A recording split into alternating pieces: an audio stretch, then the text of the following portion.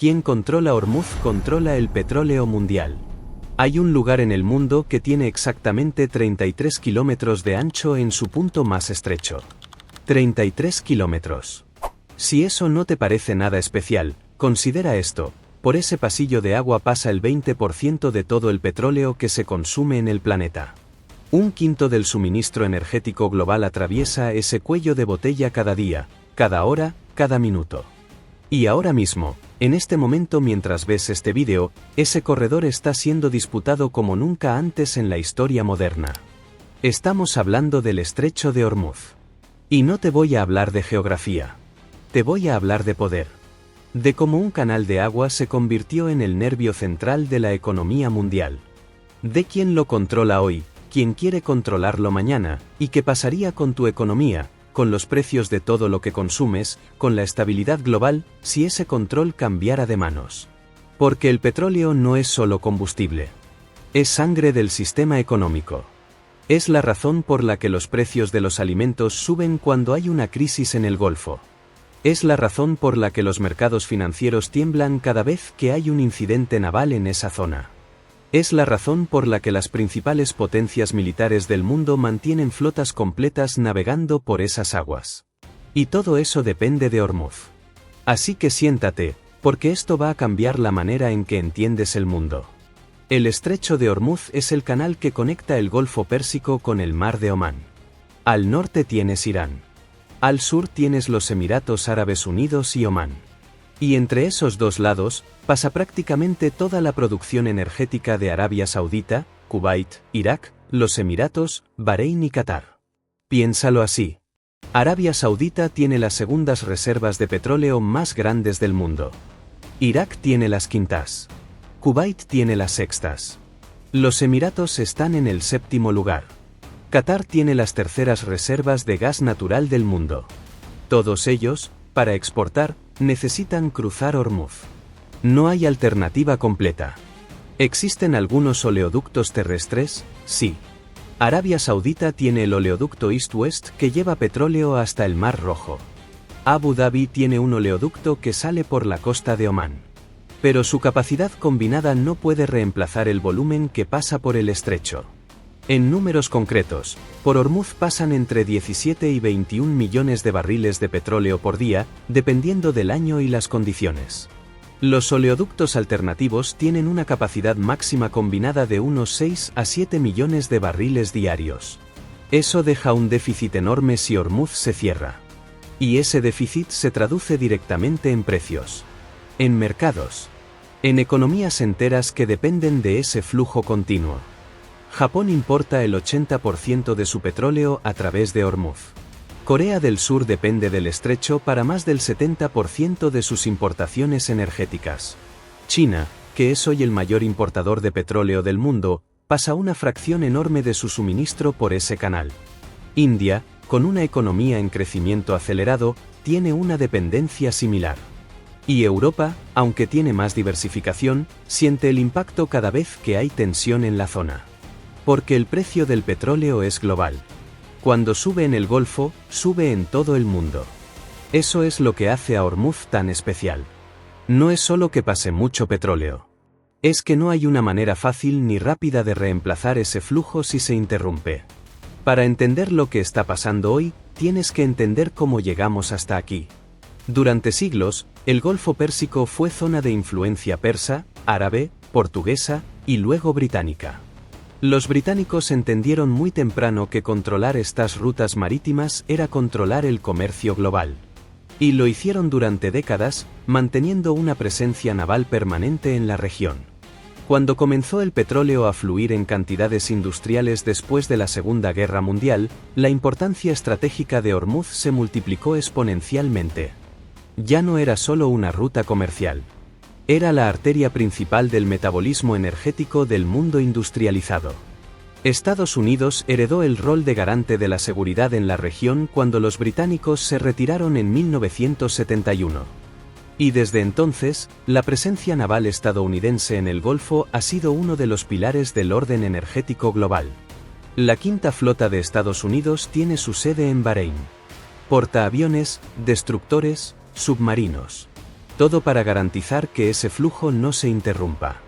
Pero la historia nunca es simple. Irán siempre fue el actor más complicado en este sistema. La revolución iraní de 1979 cambió todo. El gobierno islámico que tomó el poder no solo rechazó la influencia estadounidense, sino que desarrolló una relación completamente nueva con el estrecho. Geográficamente, Irán ocupa la orilla norte de Hormuz. Sus bases militares están a minutos del canal. Sus misiles balísticos pueden alcanzar cualquier buque que cruce esas aguas. Y desde entonces, Irán ha usado esa posición como palanca. Cada vez que la presión internacional sobre Teherán aumenta, el gobierno iraní menciona la posibilidad de cerrar el estrecho. Cada vez que hay sanciones, hay amenazas.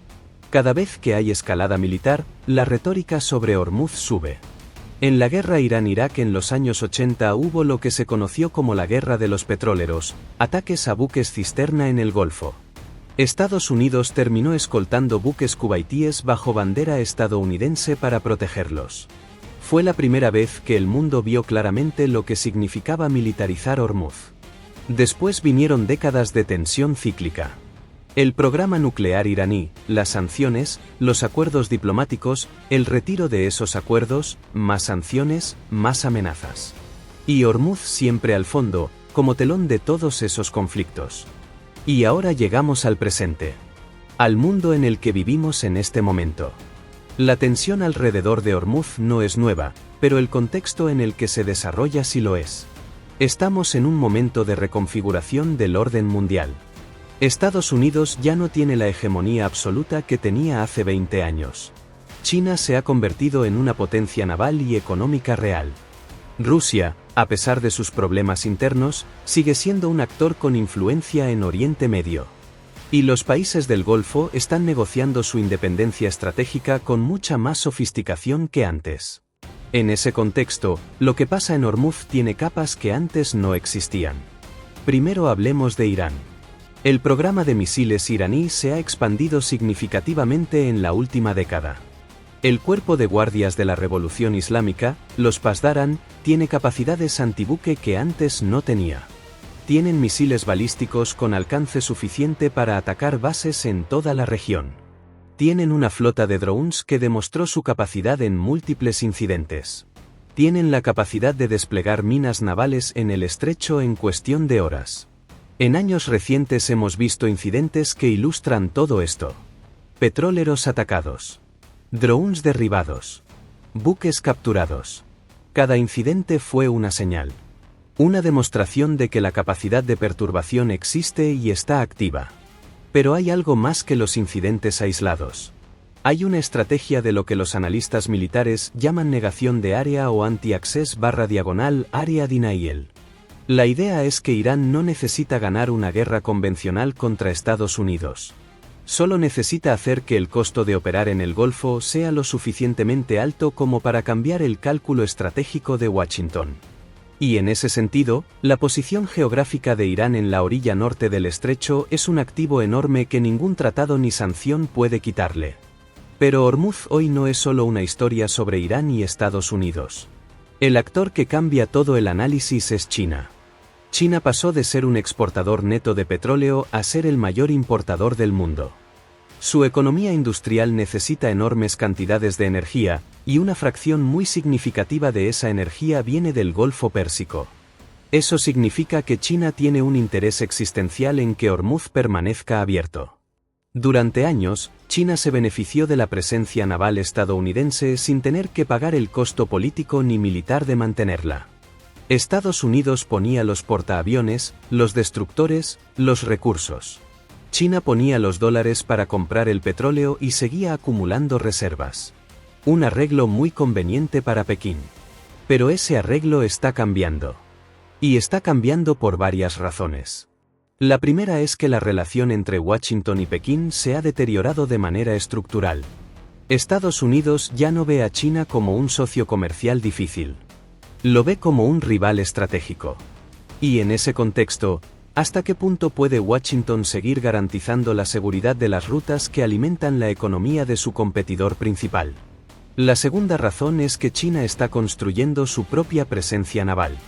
La Marina del Ejército Popular de Liberación es hoy la flota más grande del mundo en número de buques. China tiene su primera base naval en el extranjero en Djibouti, en el Cuerno de África, al lado del estrecho de Bab el-Mandeb. Está desarrollando capacidades de proyección de poder que hace 10 años eran impensables. La tercera razón es la diplomacia. En 2023, China medió un acuerdo histórico de restauración de relaciones diplomáticas entre Arabia Saudita e Irán.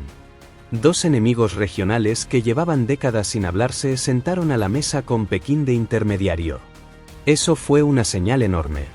China está diciendo, con acciones concretas, que tiene capacidad e interés de ser un actor en la seguridad regional del Golfo, no solo un comprador de petróleo.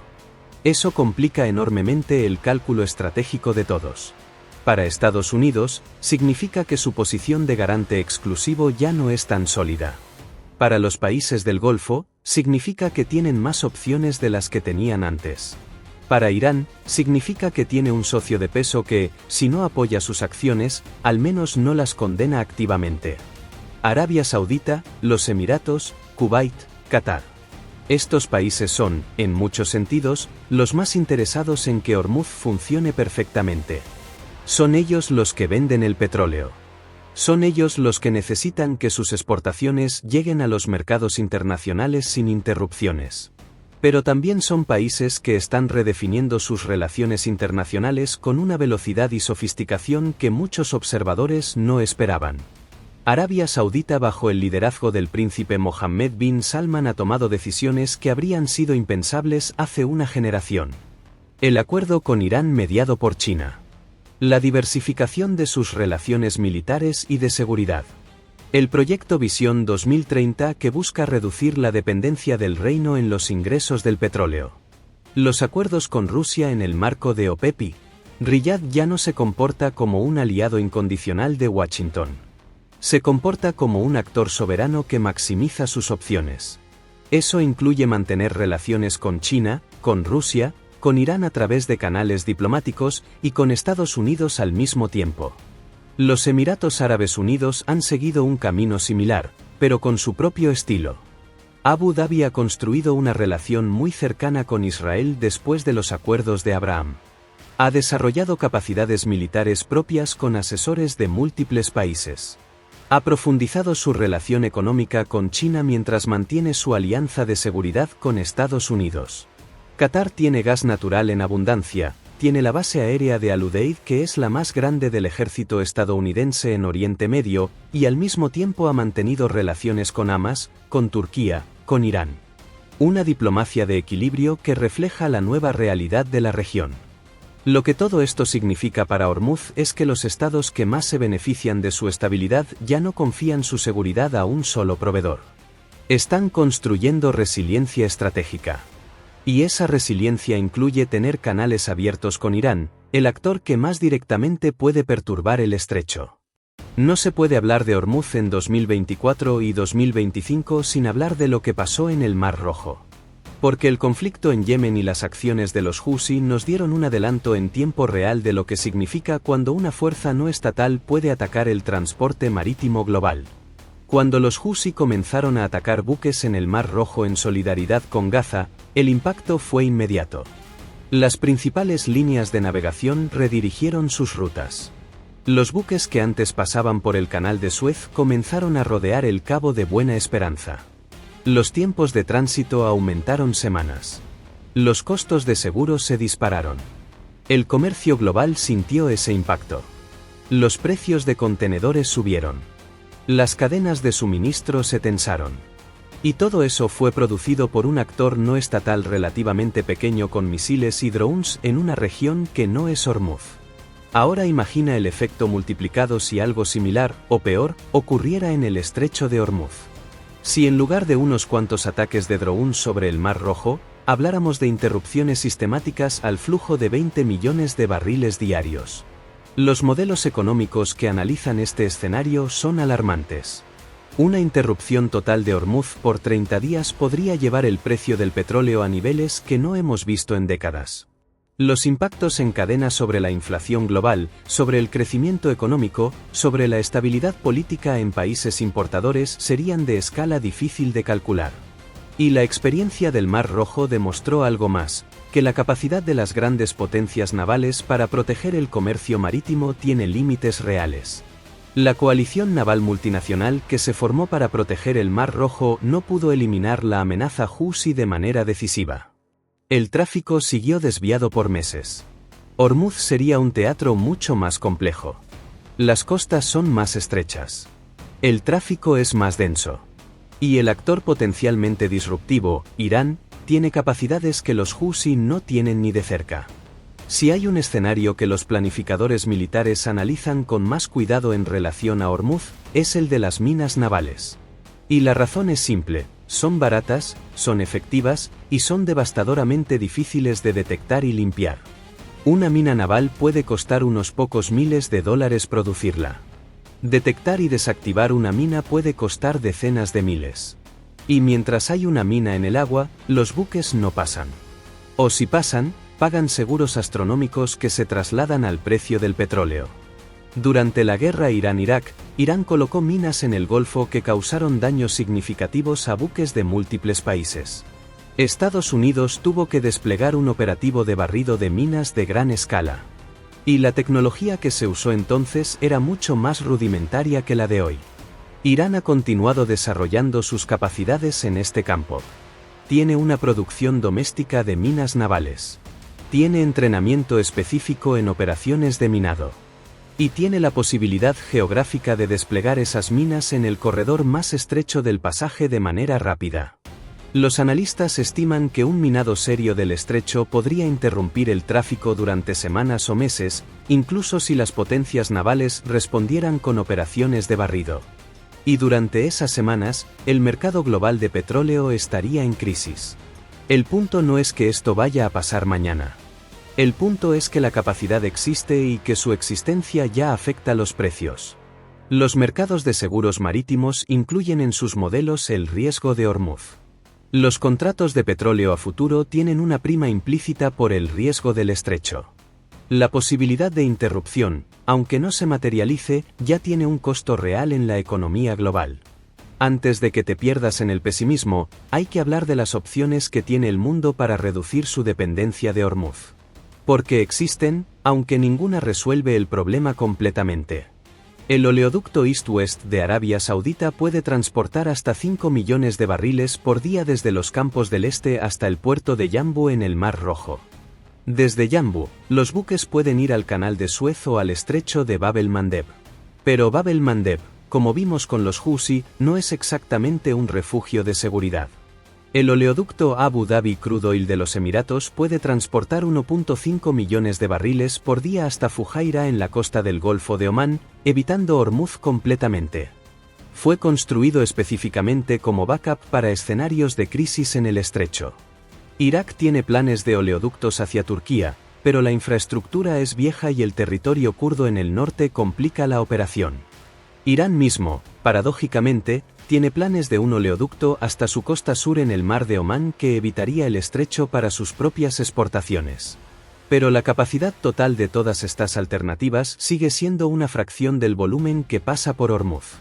Para reemplazar completamente el estrecho se necesitaría una inversión de décadas y cientos de miles de millones de dólares en infraestructura nueva. Además, hay algo que los oleoductos no pueden reemplazar: el gas natural licuado. Qatar, que es uno de los mayores exportadores de GNL del mundo, no tiene alternativa viable que no pase por Ormuz para sus exportaciones. El gas no se puede transportar por oleoductos convencionales al mismo costo y escala que el petróleo. Así que las alternativas existen, son importantes para la resiliencia del sistema, pero no eliminan la dependencia crítica de Ormuz. Hay un elemento que cambia parte del cálculo a largo plazo: la transición energética. El mundo, aunque más lentamente de lo que algunos quisieran, está moviéndose hacia energías renovables. Autos eléctricos, energía solar, eólica. Todo eso, en teoría, debería reducir la dependencia del petróleo con el tiempo. Y eso es cierto. Pero el tiempo importa mucho. En este momento, la demanda global de petróleo sigue siendo enorme y sigue creciendo en economías emergentes. India, el sudeste asiático, Partes de África están aumentando su consumo de energía a medida que industrializan y desarrollan sus economías. Eso contrarresta parte de la reducción de demanda en Europa y Norteamérica. Los analistas más serios dicen que el pico de demanda de petróleo podría llegar en algún momento entre 2025 y 2035. Pero incluso después del pico, la demanda no cae a cero. Cae gradualmente.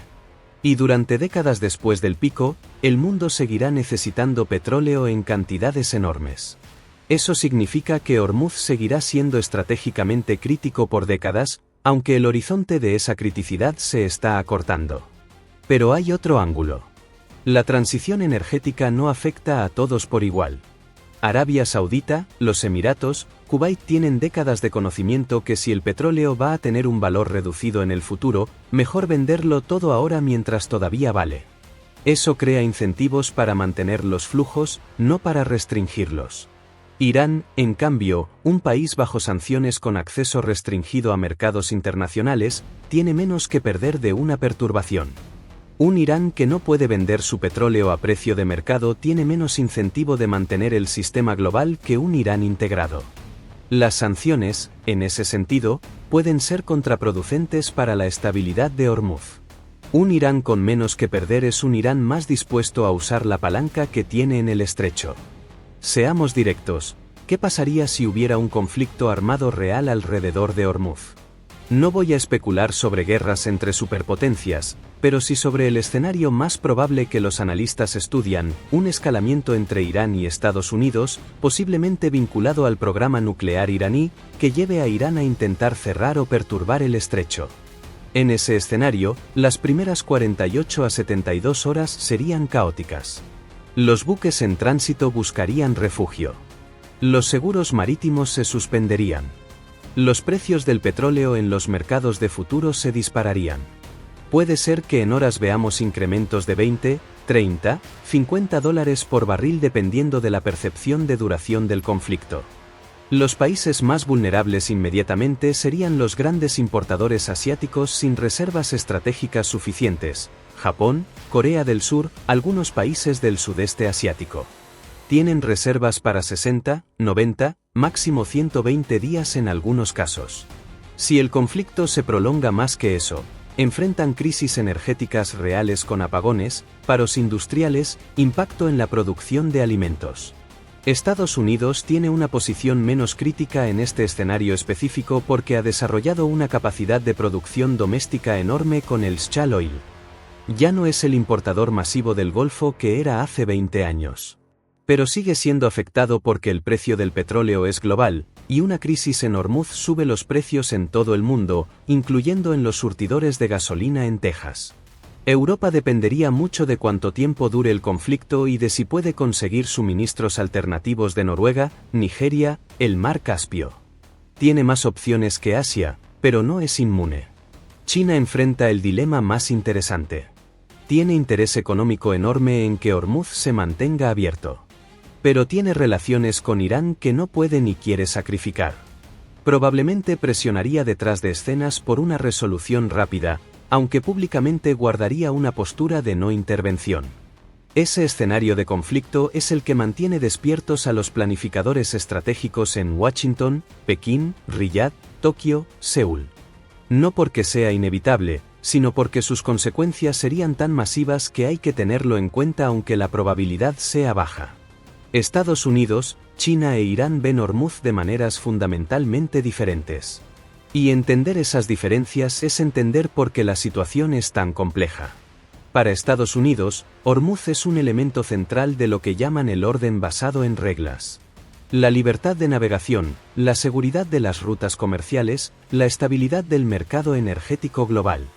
Desde la perspectiva de Washington, mantener Hormuz abierto no es solo un interés nacional, es parte de la arquitectura de seguridad internacional que Estados Unidos construyó después de la Segunda Guerra Mundial y que considera un bien global que vale defender.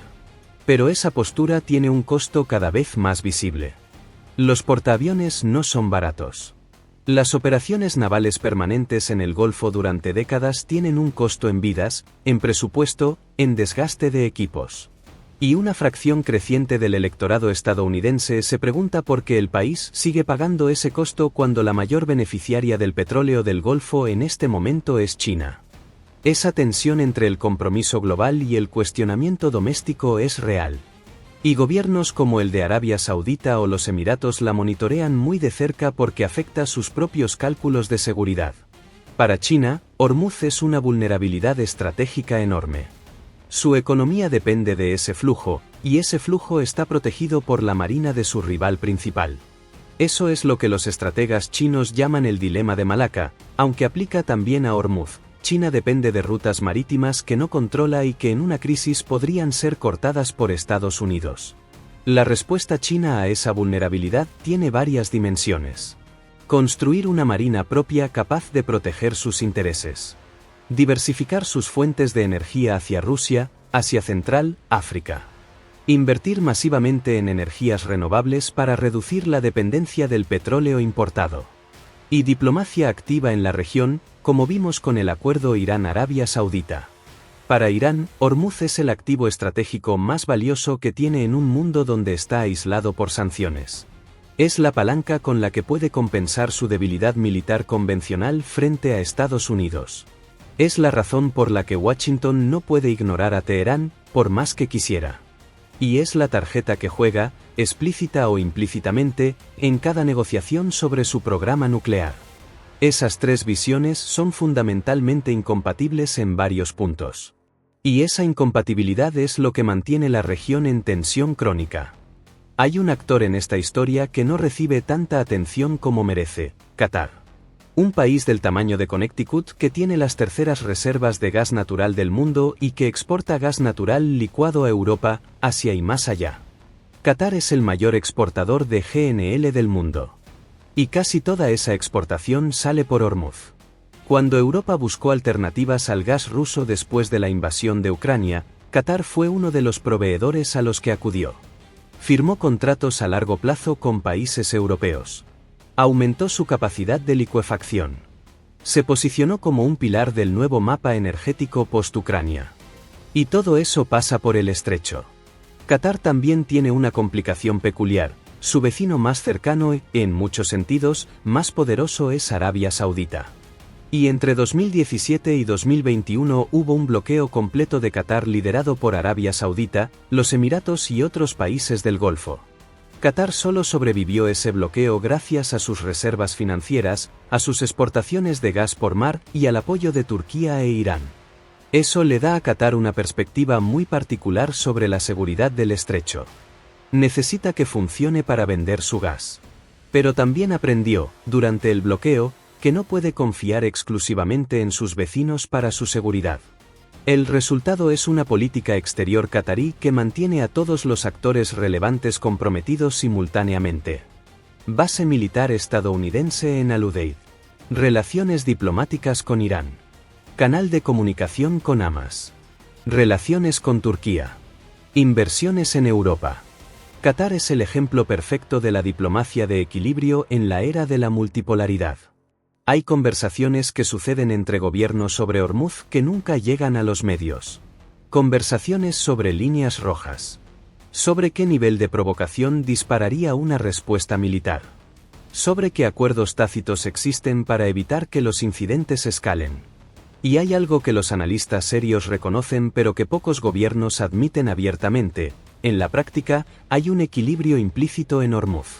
Irán sabe que cerrar el estrecho llevaría a una respuesta militar masiva de Estados Unidos. Estados Unidos sabe que cualquier ataque a Irán llevaría a Irán a usar exactamente las capacidades que tiene en el estrecho. Arabia Saudita sabe que un conflicto en el estrecho destruiría su economía tanto como la de sus enemigos. Ese equilibrio del terror, para usar un término prestado de la Guerra Fría, mantiene el estrecho funcionando incluso en momentos de altísima tensión. Pero los equilibrios del terror pueden romperse. Pueden romperse por accidentes. Pueden romperse por cálculos erróneos. Pueden romperse cuando un actor en situación desesperada decide que tiene más que ganar arriesgando que perdiendo. Pueden romperse cuando la tecnología cambia el balance de poder lo suficientemente rápido como para que los acuerdos implícitos queden desactualizados. Y en este momento hay varios factores que crean presión sobre ese equilibrio. El programa nuclear iraní. Si Irán desarrolla un arma nuclear o llega muy cerca de tenerla, Israel o Estados Unidos podrían tomar acción militar. Eso llevaría casi inevitablemente a que Irán usara sus capacidades en Hormuz como represalia. El conflicto en Gaza ha creado una dinámica de escalada regional que involucra a Hezbollah en el norte de Israel, a los Houthi en Yemen y a milicias proiraníes en Irak y Siria. En esa dinámica, cualquier error puede multiplicarse rápidamente. La incertidumbre política en Estados Unidos. Los cambios en la política exterior americana, los debates sobre el rol de Estados Unidos en el mundo, crean incertidumbre sobre cuánto está dispuesto Washington a comprometerse para defender el estrecho. Y la velocidad del cambio tecnológico en armamentos. Los drones, los misiles de crucero de precisión, los sistemas de enjambre. Todo eso cambia lo que un actor puede hacer con recursos limitados y puede sorprender a quienes calcularon el equilibrio con tecnología más vieja. Quiero bajar todo esto a algo concreto. Porque puede sonar muy abstracto hablar de flotas navales y misiles balísticos. Pero Hormuz te afecta directamente, aunque vivas a miles de kilómetros. Cuando hay tensión en Hormuz, sube el precio del petróleo. Cuando sube el precio del petróleo, sube el precio del transporte. Cuando sube el precio del transporte, sube el precio de todo lo que se transporta. Alimentos, electrónicos, ropa, medicamentos. Todo viaja en barcos que necesitan combustible. Todo llega a las tiendas con un costo que incluye, de alguna manera, el precio del petróleo del Golfo. La inflación que muchos países vivieron después de la pandemia tuvo múltiples causas, pero una de ellas fue el precio de la energía. Cada crisis energética genera inflación. Y las crisis energéticas más grandes de las últimas décadas han estado vinculadas, directa o indirectamente, a eventos en el Golfo Pérsico. Además, hay algo que pocas personas consideran: el petróleo no es solo combustible. Es la materia prima de los plásticos, de los fertilizantes, de innumerables productos químicos. Si el precio del petróleo se dispara porque Hormuz se cierra, el costo de los fertilizantes sube, y eso afecta el precio de los alimentos en todo el mundo. Incluso en países que no usan petróleo del Golfo directamente. Y luego están los mercados financieros. Los fondos de inversión, las bolsas, los bonos del gobierno. Todo reacciona a los shocks energéticos. Si eres alguien que tiene ahorros en fondos de pensión, que tiene una hipoteca a tasa variable, que trabaja en una empresa que depende de cadenas de suministro globales, Hormuz te afecta. No de manera obvia. No directamente. Pero a través de las 1000 conexiones de la economía globalizada, lo que pasa en esos 33 kilómetros de agua termina teniendo consecuencias en tu bolsillo, en tu trabajo, en tu costo de vida. ¿Cómo va a evolucionar todo esto? Nadie puede saber con certeza. Pero hay tendencias que son bastante claras si uno las mira sin anteojeras. La primera tendencia es la multipolarización del poder. El mundo de 2025 no es el mundo unipolar de 1991. Hay múltiples potencias con intereses propios, capacidades propias y voluntad de ejercer influencia. En ese mundo, la gestión de un punto crítico como Hormuz no puede depender de un solo actor, por más poderoso que sea. Eso significa que veremos, probablemente, más iniciativas multilaterales de seguridad marítima en el Golfo. Más diálogos entre actores que tradicionalmente no se hablan. Más mecanismos de prevención de incidentes. No porque todos se hagan amigos, sino porque todos tienen demasiado que perder con una crisis real. La segunda tendencia es la gradual diversificación energética. Las renovables están creciendo. La eficiencia energética mejora. El mundo va a necesitar menos petróleo por unidad de PIB con el tiempo. Eso reduce, lentamente, la criticidad absoluta de Hormuz. Pero ese proceso toma décadas. La tercera tendencia es la militarización tecnológica del estrecho. Los drones, los misiles de precisión, los sistemas de guerra electrónica. Todo eso hace que el costo de una confrontación sea más difícil de calcular y los accidentes más probables. En la guerra moderna, la línea entre señal de advertencia y ataque real es cada vez más difusa. La cuarta tendencia es la competencia entre potencias que se juega en parte en esta región. Si la rivalidad entre Estados Unidos y China se profundiza, el Golfo será uno de los teatros donde esa rivalidad se exprese. Los países de la región tratarán de beneficiarse de esa competencia manteniendo relaciones con ambos. Los incidentes en el estrecho podrían adquirir dimensiones que hoy no tienen.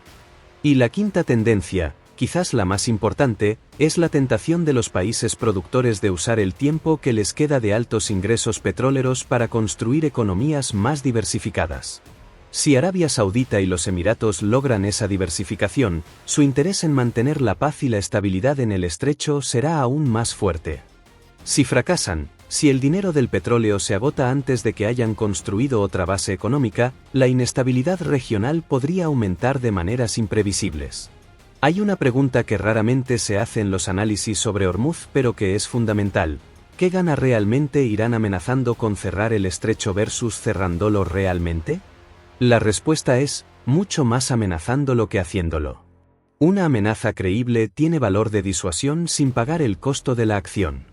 Irán sabe perfectamente que cerrar Hormuz llevaría a una respuesta militar devastadora.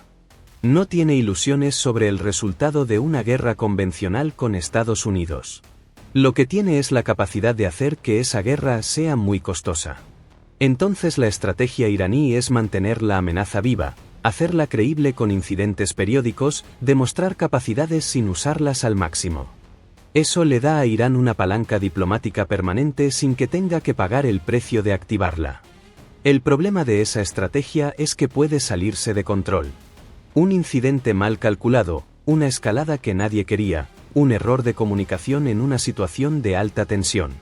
La historia está llena de guerras que nadie quería pero que sucedieron de todas maneras porque la dinámica de escalada se impuso sobre las intenciones de los actores.